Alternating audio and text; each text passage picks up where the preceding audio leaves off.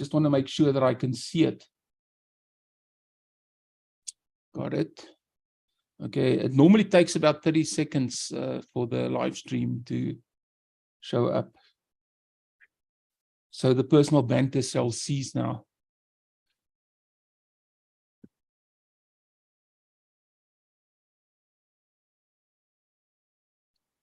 And we're live on YouTube as well. Hi, YouTube friends.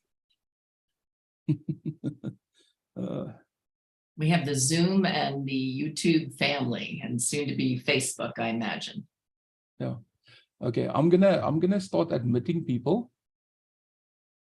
And you want me to play the music as you're admitting them, Francois? Just don't worry about that too much. Let's just see people coming in. We can start the music in a minute. There we go. Good to see some friends. I'm hoping for some familiar faces. Yes, you know Mary Ellen, of course. Yes, Mary Ellen. Hello. It's always a big creative family when we have, even if we're all over the place in the world. Yes, I couldn't miss this at all. When I saw that you were going to give something, Rosemary, I signed up for it right away. Awesome, girlfriend. I hope to see you in person soon at a gathering. I so miss our annual creativity conferences together. Yes, yes. I mean, it's been a while, but yes, I was thinking fondly of, I think we were quad mates one year. We had a time. I also see Robert. That's a familiar face from a few years ago. Yeah. Nice to see you, Robert. Yeah, I can hear you. So it's because I trust you that I am here. I'm sorry, Rosemary, but I don't know you. So, but well, I trust this gentleman. As wow. I don't know his recommendations. They can go down dark paths. So hopefully, it's all good things you've heard. Sure. We'll just give it a minute or two. We are there just to give people a little bit of time to catch up. In South Africa, it's around dinner time at the moment. So people that sort of booked in there will be a minute or two late.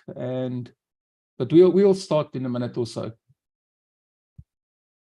Okay.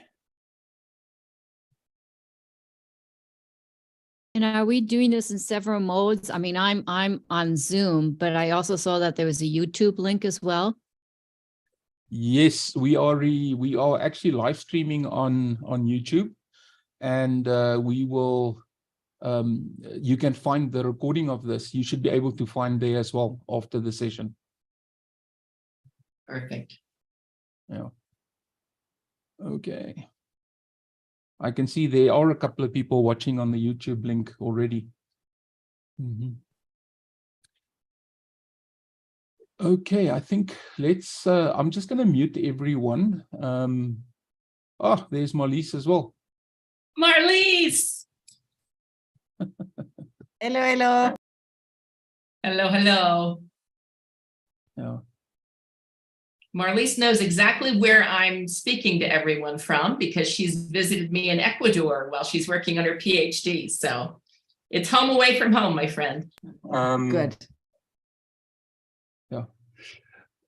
Okay, everyone, what I'm going to do is I'm just going to mute everyone just so that we have a little control. Yes. I'm going to mute everyone. Rosemary, I'm just going to ask you to unmute you because unfortunately you were muted as well. So welcome everyone. I'm very privileged this evening to host the first webinar in a short series of webinars that we are having in leading up to the ACRE 27 conference, which runs from the 1st to the 3rd of March this year. And if you haven't booked yet, if you go to our website, ACRE conference, we are expecting, well, we are capping the numbers at 200 people to attend that conference. And I believe last week when I spoke to the powers that be, there were only another 25 places open on this conference. So if you were thinking of attending this conference, first of all, seats are limited, and South Africa is just really incredible that time of year. We are sort of out of the heat of summer and we're starting to approach autumn. So it's a wonderful time to spend some time in South Africa. Our first host this evening in our series of creativity talks is Dr. Rosemary Rein. And I've known her for many, many years. She's been a great supporter of the ACRE conference over the years. And since she's unable to attend it this year, it was really a privilege when she said yes to do this little conference, this little webinar. Now, I'm not going to tell you too much about Rosemary. I actually wrote everything in her bio, but she is the Senior Vice President of Innovation Minds, a Silicon Valley company. And she's got many years of consulting at the highest level. And I really think you guys are in for a treat tonight. So without much more information, Rosemary, can I give over to you? Thank you, Francois. And you know, if you've been to a creativity conference, particularly this amazing conference, you know music and dance is also a creative outlet. And so as we begin, and I'm going to talk about some secrets that won't be secret because you're all here, and you're going to pass the word because you're educators and ambassadors for creativity, I thought we'd get warmed up by a little music video to get us in the mood of creativity. So here we go, folks. I'm looking forward to the journey.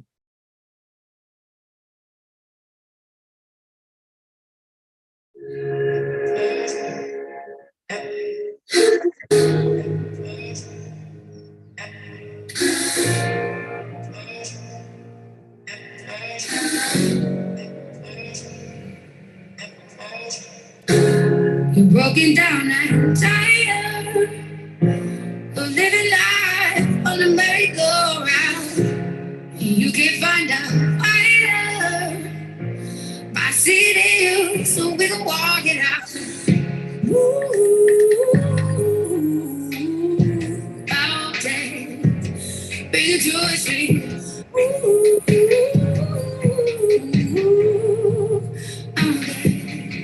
and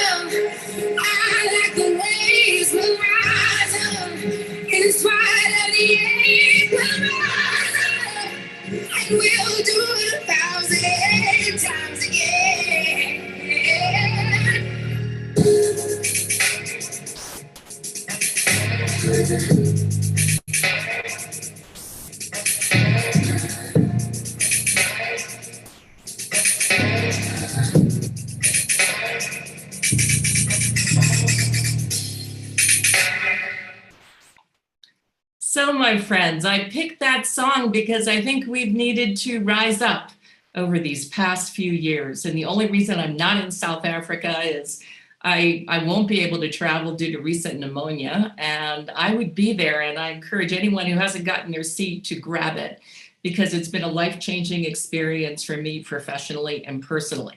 So what are we going to talk about in our brief time together? And we're hoping that you have lots of questions and we'll have some dialogue at the end.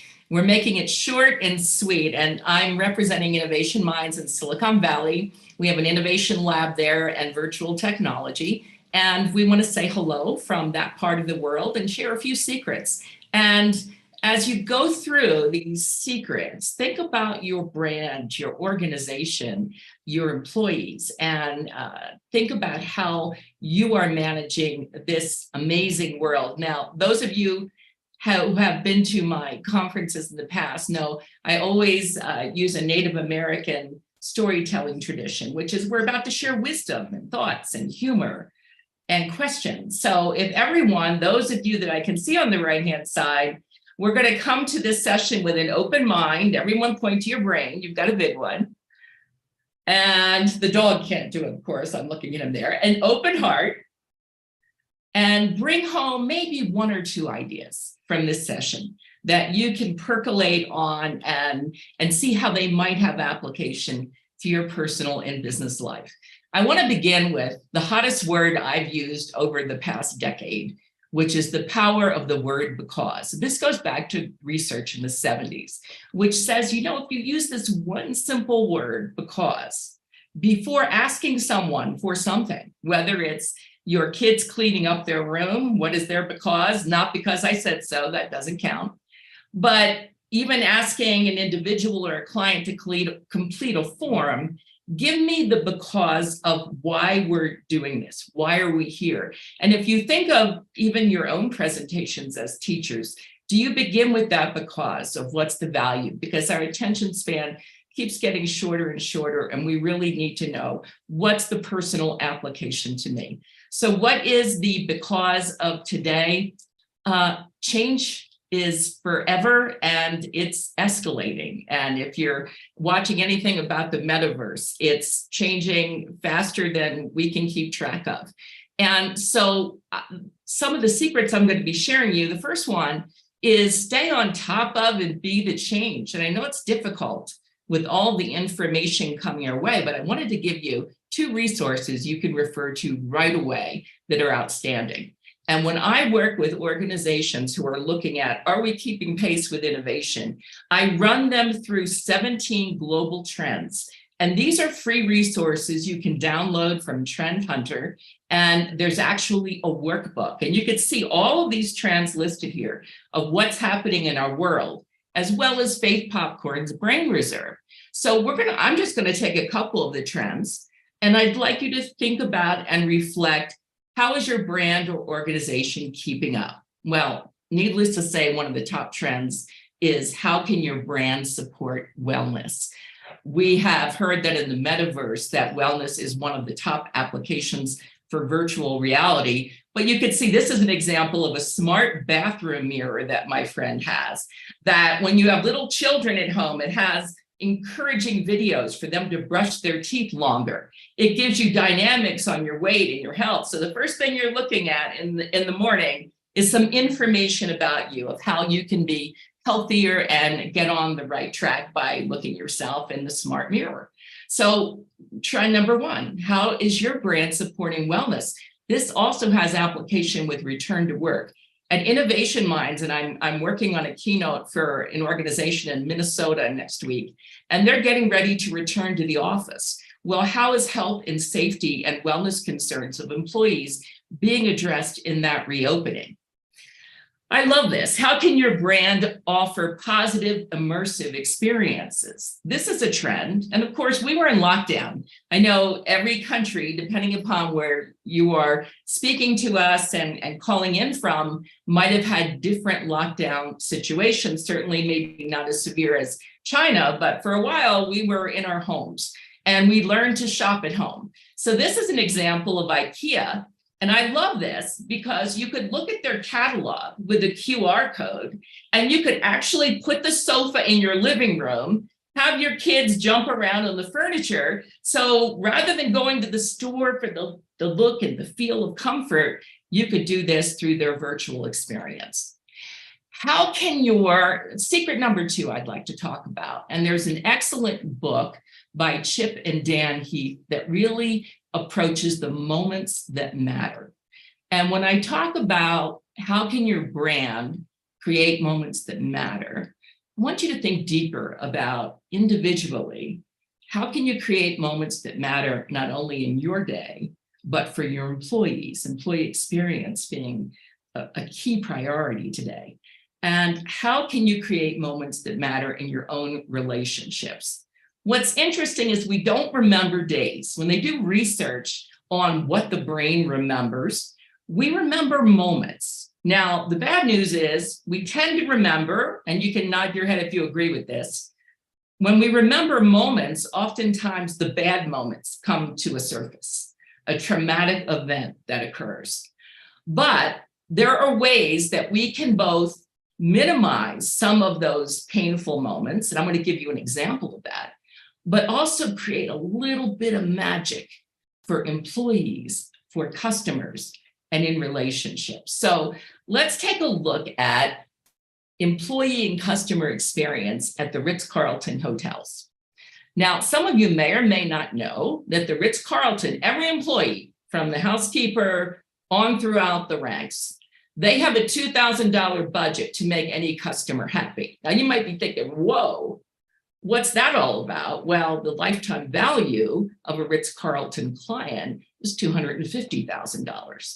So it makes perfect sense to make that investment in customer experience. Now, I am very impressed with, in the morning, they begin. We remember beginnings and endings, by the way. We remember the first date and the divorce, the beginning of the movie and the end. We remember the beginning of the workday. What is that moment like with your organizations?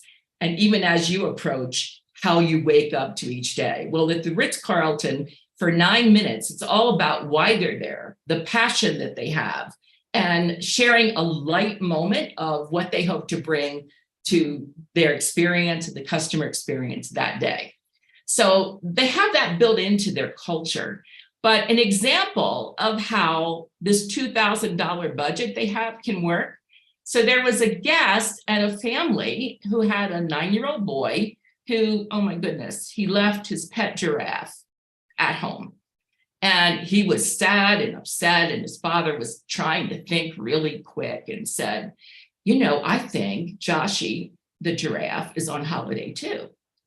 And he happened to be mentioning this to one of the staff members, who proceeded to find a replica of Joshie and took pictures of him poolside. You can see him here with his sunglasses, having a drink at the bar, and created a whole scrapbook.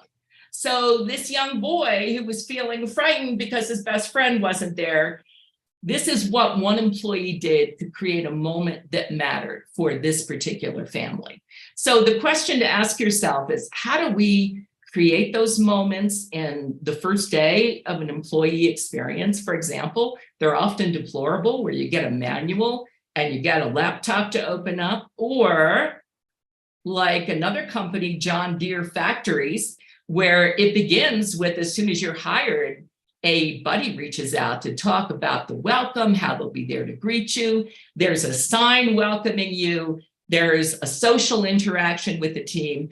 And at the end of the day, the CEO writes you a personal note about how happy he is that you've joined this organization and the important work that you do. So moments that matter apply to employee experience, apply to customer experience as well. Now, we remember painful things more than positive things, unfortunately. Now, MRIs are absolutely frightening to children. And there was an engineer who created this wonderful machine for General Electric, and he went to see his new machine, being so proud. And a child was going through the machine, and the child was screaming and terrified. Well, the research shows kids are terrified of the banging and the blocking, and it's a scary place.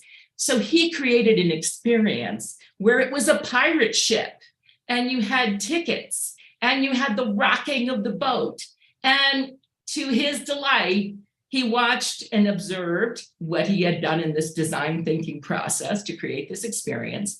And the child came out and said, "Can I do it again?" You know, that's an idea of turning a negative into a positive experience. So design thinking plays a role in looking at those pain points, but also looking at those moments that we tend to remember. By the way, when we take a look at moments we remember, it's about people, which is why in-person connection is so important. we're not going to remember sitting in front of our Zoom as much as I love seeing all of you. We're going to remember the personal connection, the relationships, the validations, the sense of community. What's another secret from Silicon Valley? And I think for many of you, this will not be new, and this goes to employee experience as well, is don't innovate or design for employees, create employee experience. When we hear that in Innovation Minds, we're like, we need to step back because we're not going to create for employees. Employees are going to help us co-create what the employee experience is in this post-COVID world. And an example in Silicon Valley is Intuit. Customers have their own boardroom. And they come in for coffees and lunch, and clients are in there all the time. And they have their own boardroom, and the engineers come and sit and talk with them. And so it's a matter of making sure, and this is why so much of open source information is critical. The technology we use in Innovation Mind is you really want to get valid, true, in the moment feedback, and it's not once and done. Secret number 4 I'd like to share from Silicon Valley is make innovation as natural as breathing. Our founder at Innovation Minds was head of HR and technology for LinkedIn. And when he created the platform and technology to support organizations, he said, the one thing that happens is innovation is once and done. It's not built into the infrastructure where technology can happen all the time, every day. And so making sure you have a framework in technology. Now, at Innovation Minds, we facilitate all of these different thons. It's a thons framework. My favorite is the Sharkathon. I love being a shark. I love when in an hour and a half, we can see a challenge statement, go to potential ideas, go to creating a Shark Tank pitch, and to have everyone in the community, and we do this virtually and in person, evaluate those ideas so that then the funding of those top ideas, or at least moving them forward, is advanced. I can assure you at Innovation Minds, we're much nicer than the sharks you see on TV if you watch that. But making sure that you have an ongoing system, technology, and framework where ideas can thrive. And I will note that we're recently working with a city in Florida, in Tallahassee, Florida. And one of their challenges to us was that somebody gets an idea 5 years ago and then it disappears. So they wanted an infrastructure where you could tag ideas and you could look at similar ideas and you could compare those to potential patents. So there would be an ongoing library. Because again, innovation isn't once and done, and it's an iterative process. My number 5 is perhaps my most favorite, and I have to credit my employer, Wikipedia, where I was director of learning and education in the San Francisco area, is take the risk out of risk-taking. And I know we've all heard this if you've been in the creativity and innovation space, but I often hear we're going to share best practices. That's fine. That's awesome. But the most meaningful learning I know in my personal life has not been from the successes, but from the things that don't go right. So at Wikipedia, we created a safe framework that I'd like to share with you that you may be able to replicate in your organizations. We called it Fail Fest. So first of all, make it a party. Failure is about, we need to celebrate that. And the Fail Fest works like this. We're giving a new frame for failure. We don't want to be the Titanic, but we know that failure always invites learning. And to do that, we want to give you a framework for sharing those stories so that potentially we can learn from what didn't work well. Right now, I'm working with an animal welfare organization in Ecuador to save the animals. Well, I am so just pleased that people who tried to do what we're doing in a third world country are sharing with us what doesn't work. And that what doesn't work frame is helping us really achieve our goals. So here's the framework, folks. I hope you write it down and consider planning one, because your role as a facilitator is to create a safe space. So you give participants starter sentences. We planned this thing. 2, this is how we knew it wasn't working. 3, we think that this went wrong. And 4, here is how we would fix it. And so it's a simple framework. You do a little kind of nudging of participants, getting them to share. So you have a few leaders who are kind of setting the way and the role model of how to share this, but it can be a very powerful experience for your organization. Some organizations and their culture will not be comfortable with this because what? Talking about our failure openly. So just a heads up on that. Number 6 is start small while seeking scale. Think big, start small, scale fast. What we have learned, and we're in a software business where everything is changing continually, and we're working with our clients who have big goals, but we need to break it down. What could we test and trial and then replicate? So looking for those small wins for replication is part of your ongoing sustainability. And the quote that perfection is the enemy of progress and done is better than perfect. Again, I'm working with a client right now that wants to do this massive business plan.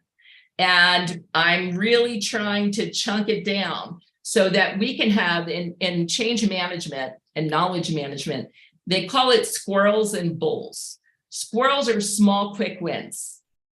Bulls are the big things that you do. So in order to have change be accepted and innovation be accepted, you need to have lots of squirrels. It's almost like when you order an Uber, and I'm not sure if everyone has Uber in their community, the reason we wait for the cab is we can see it getting closer. So you need to have visual points of progress and these short-term wins that make a difference. So I want to make sure I allow time for questions, but you know, as always, when I think about risk-taking and we've talked about failure, I'm going to show you a little fun movie clip. I want you to write down a question or two that Francois can, then we can kind of have a little discussion, but let's have a little fun in watching a little film and watching how on your own you can be incredibly creative.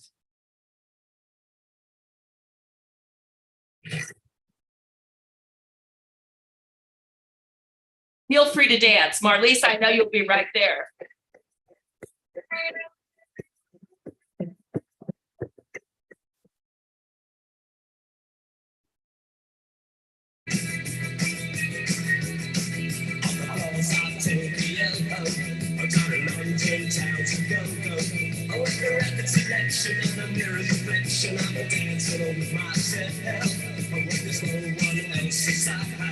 I think the crowd ain't over tonight. Well, I ain't so long for my little vibration, and I'm dancing with myself. I'm dancing with myself. I'm dancing with myself. Well, it's starting to lose, and there's nothing to do. I'm dancing with myself.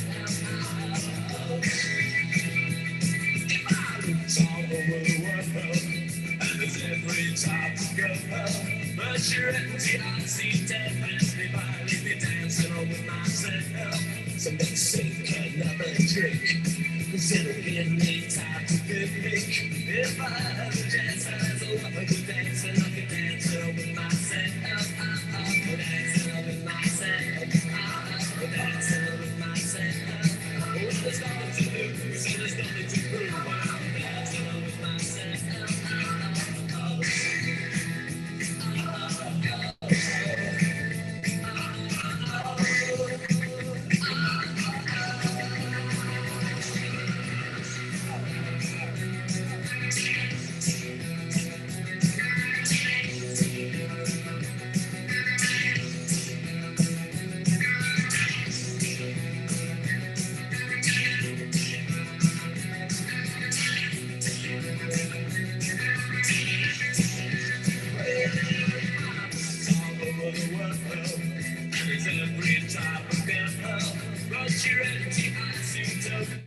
So when I look at that film clip, I see a lot of creativity. I see a lot of not being afraid to make mistakes, particularly when you're alone. I see lots of collaboration. And so with that, I would like to just share, well, I would just like to share that my very best wishes for this year's ACRE. It is going to change your life, those of you that are attending. And Francois, I'll turn things over to you in case we have any questions from chat.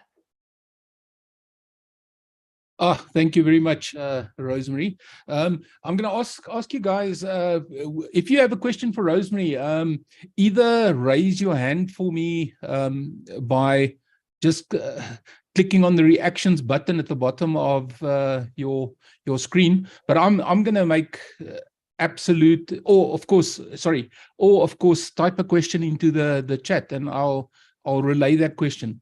But I'm going to kick things off, Rosemary, because it's such a wonderful opportunity to be able to ask you a good question.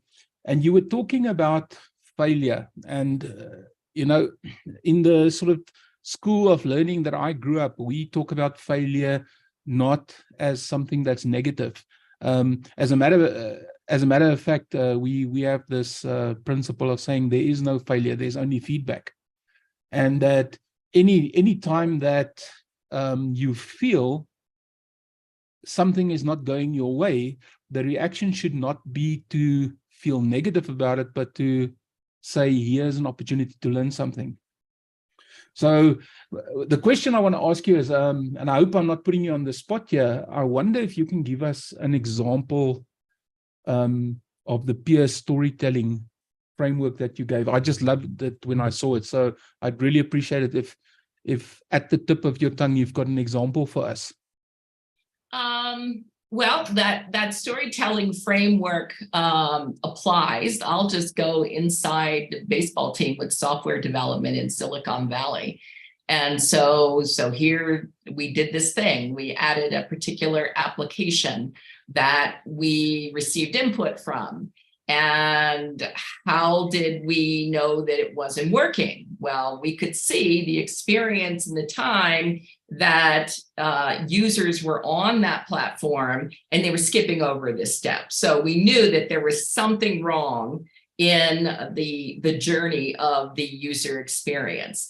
And what would we have done differently? We would have tested that particular application and that engineering improvement with a broader base of different organizations of different sizes. So the sample size also is important, depending upon what your sphere is and the application. But I'm sure, you know, in my own personal life, you know, I can give you a zillion examples. But you're right, it's, you know, there is training about how to accept failure. I used to say to myself, that really went awful. I must be learning something. What is it? I didn't have the physical storytelling framework, but there is an Olympic skier, a Paralympic skier who only had one leg. And she is a mentor of mine. And she talks about going down this mountain and it suddenly turned very icy and she fell and she paused a couple of minutes and she slowly got back up and she finished. And when I asked her about that, she said, I would have won the gold, not the silver, if I had just done one thing, if I had just gotten up quicker. And I think when we think about adaptability and challenges and things that don't work well, a tip or a framework that I use is, okay, I've got to get up quicker. And I think of next action thinking. I call it NA thinking in my own little internal vocabulary. What's the very next action I need to take to bring this further along? So you're right, Francois. I wish that more of our schools and organizations had a culture where failure is celebrated. Unfortunately, in the competitive world of you've got stakeholders, you've got shareholders, sometimes that failure is not all over the annual report, is it? So we still have a long way to go in terms of making that a part of the innovation process. Mm-hmm. Oh, thank you very much for that. I see Mary Ellen, she's got a question. Mary Ellen, I'm going to ask you to unmute yourself and maybe you can ask this question in person. Yeah, great. Thanks, Francois. So I was interested, as I was listening to you, Rosemary, if there are any generational differences in the interpretation of the secrets that you shared with us. Just realizing, there's been shifting over the last couple of years in terms of, who is part of corporate or even small companies these days in terms of generations. Yeah, managing the generational culture, satisfaction, innovation. One of the things you'll find with the newest generation coming on to the workforce is things have to be shorter and quicker. Micro learning, right, is very key. We're talking about minutes, not hours and days and weeks. So there is a little bit of tension. One of the reasons why we've gone with the Thon framework is it gets us closer to having a complete process. And for those who need more thinking, processing, research time, our only objective in that Thon's framework is to elevate ideas for further development. So, it's also the power of the pause, right? Even if you have a great idea in terms of testing and application, it may not be one that is going to win you billions of dollars or is going to be successful. So that important testing cycle is there. But it's an interesting dynamic and even virtual. So a lot of our employees are in a hybrid workspace. Some are in the office. You're going to find that certain individuals will never turn on their camera when they're working virtually. So that loss of face-to-face is a little bit there. I know my niece does all of her dating and she's currently on a dating site through texting. Everything is texting and messaging, and that loss of face-to-face communication, not only because of COVID, because of it's a communication preference as well. And so the whole thing is like, how do we honor all preferences in a diverse work environment? And that becomes a challenge for HR leaders and innovation leaders. Well, thank you for that. Rosemary, I'm going to ask you a question a little bit out of left field, if I'm allowed to. I really love this little video that you showed to us. And fortunately, I'm one of those people that find a lot of inspiration in the shower as well. But the question I wanted to ask is, and I'm sure it applies to a number of us, inevitably, we've been indoctrinated over so many years that failure is a bad thing. And sometimes we get to that point where we are absolutely just bowled over with failure. So if you could share with us some of your personal perspectives on what to do, how to get up from that setback in life.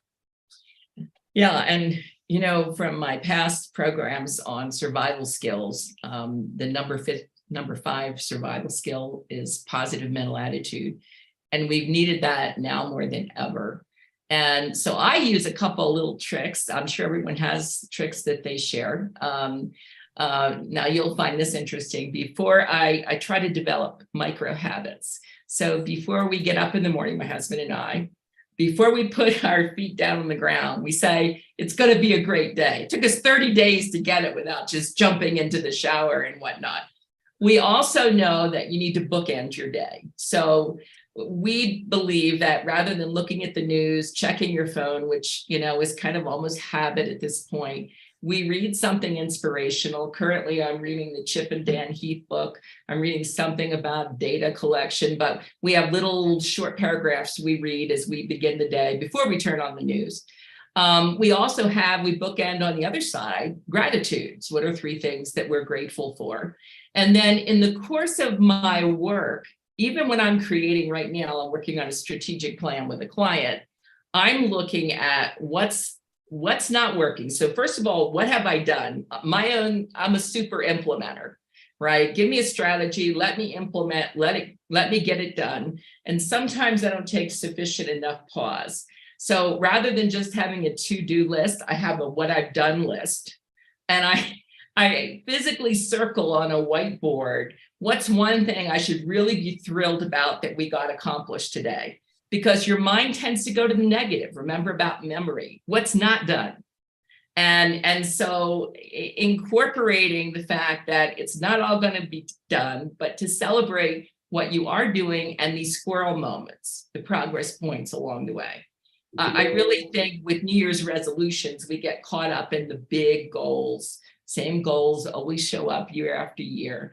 How do you break it down into bite-sized chunks that, going back again to a ski analogy, when I was learning to ski for my husband, I was terrified. I looked like a Michelin man at age 30, and he was an expert skier. And I was trying to get down this mountain. And he said, stop. And I said, I can't stop. I was afraid to stop, actually. And he said, look back up the mountain. And I turned kind of, and he said, look how far you've come. And I think as leaders, rather than just have the constant to-do list, you need to celebrate and look at the accomplishments of yesterday, last week. I have a client that I was working with in Saudi Arabia, and she's a global, bigwig in marketing and communications. And when hybrid went into place, managers are scrambling and how to say and act differently, right? And everything became urgent. So the only time she heard from her manager was when there was a problem, when a fire needed to be put out. So, we say to strive for 10 positives to every negative. That's a pretty ambitious goal because our mind goes to the negative. There's fires we need to put out. But again, going back to creating these moments that matter. Moments that matter are when people feel validated, when people feel connected, when people feel like they're making a difference.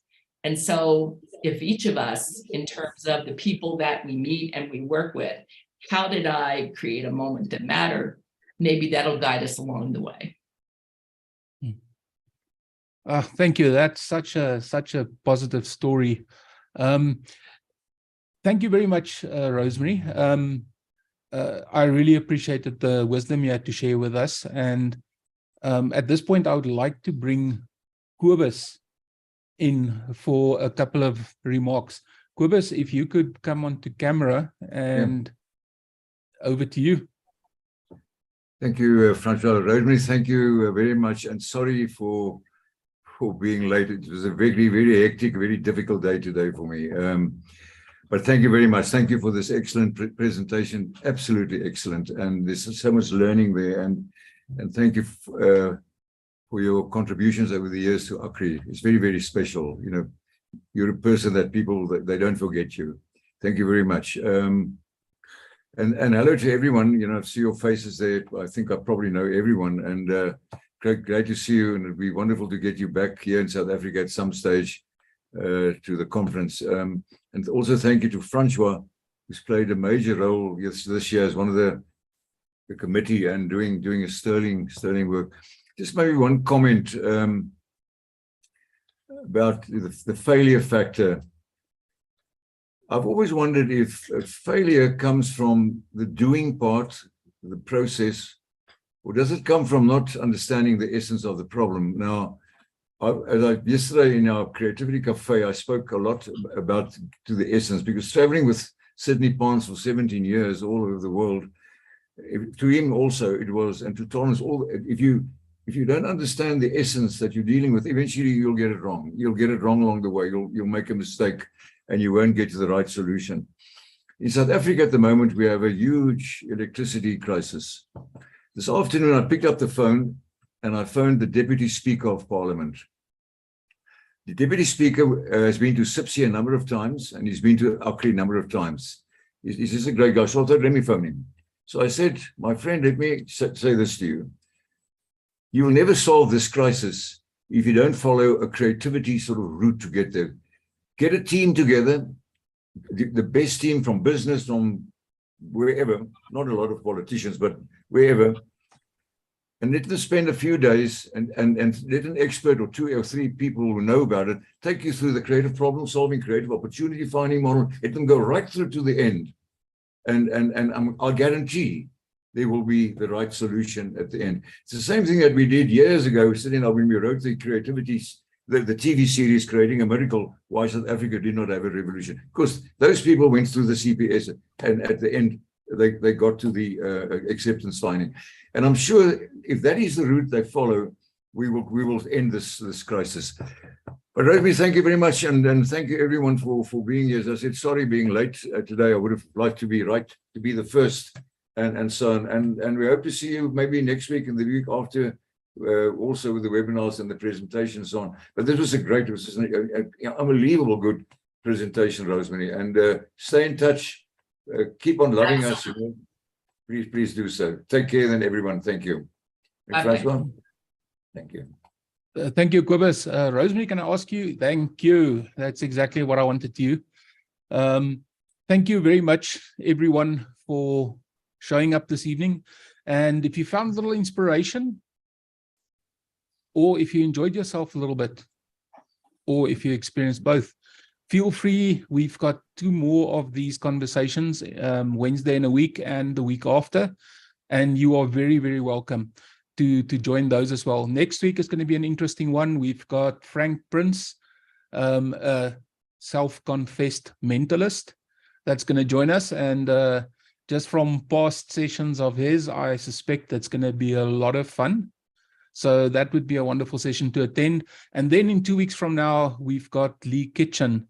Now, Lee is a 32-year veteran of the Walt Disney Company, and he's an incredible creative thinker. And I'm very, very sure that everyone here will really enjoy what he's got to offer as well. And then lastly, Rosemary, thank you very much. We really appreciate this, especially this year where we won't see you at ACRE, and I hope that changes in the future. It was a wonderful, wonderful session, and it was really good to see you again. Thank you all. As a last Thank you. As a last thought, I would like everyone that is on the call, if you wanted to, just unmute yourself, and then you can say just a quick thank you to Rosemary, and you can do it all simultaneously. So go for it if you're ready. Thanks so much, Rosemary. Thanks, Rosemary. Good to see you. Thank you, Rosemary. Thank Thank you very you. much, Rosemary. Appreciate it. Thank you very much. Thank you. Thank you, Fabulous everyone. as always. Create a great week. Thank you. Bye-bye. Thank you, everyone, and have a wonderful evening, afternoon, or morning, wherever you